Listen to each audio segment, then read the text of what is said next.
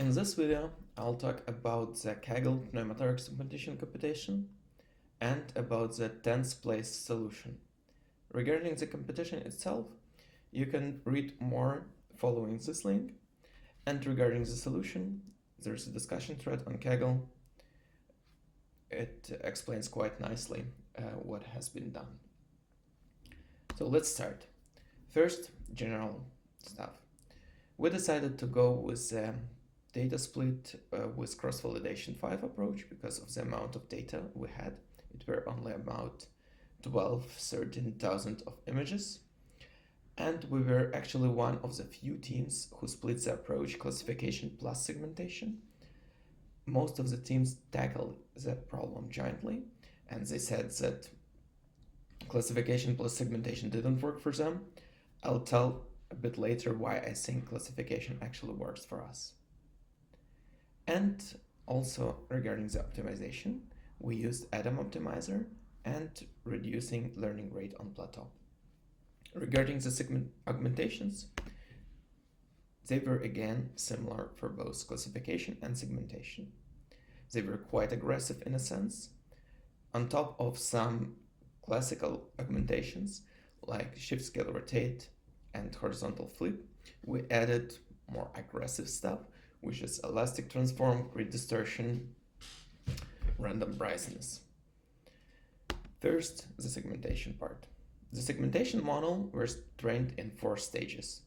First stage is the initial stage where we have just some loss BCE plus dice with downscaled images, and at the end we got some validation dice. The second stage is then the upscaling and go in full resolution. It improves the dice quite dramatically, and it worth to mention that it doesn't work if we just go from 0 to full resolution. We really need to have this intermediate step with downscaled images. The third and the fourth stages are pseudo-labeling and fine-tuning.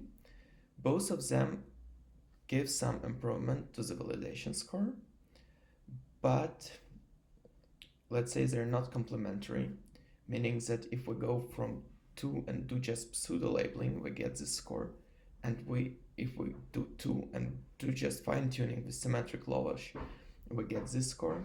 But if we do all of them, we still get only as good as this. I'm not sure what is the reason. We decided to keep all 4 stages since at the end it didn't make it worse. And we had an ensemble of 3 different models with 2 snapshots of each model.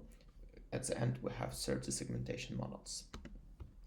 Regarding the classification, it's very straightforward in a sense, but one of the trick is what we are trying to optimizing, or how do we choose what models to take. And here's the question what we need to ask ourselves is, what is the cost of misclassification in terms of false positives and false negatives? The cost of false positive is around 1 because of the final loss that we try to optimize, and the cost of false negative is, we say 0.5, 0.6, but the cost comes from the segmentation model, how good our segmentation model is. Taking this into account, we decided to optimize F-score with beta equal to 0.5. We still optimize normal cross entropy, but we choose our models based on validation of F-score. And at the end, it just ensemble of these 2 models. Here's 2 snapshots, here's just 1, 15 models in total. Thank you for your attention.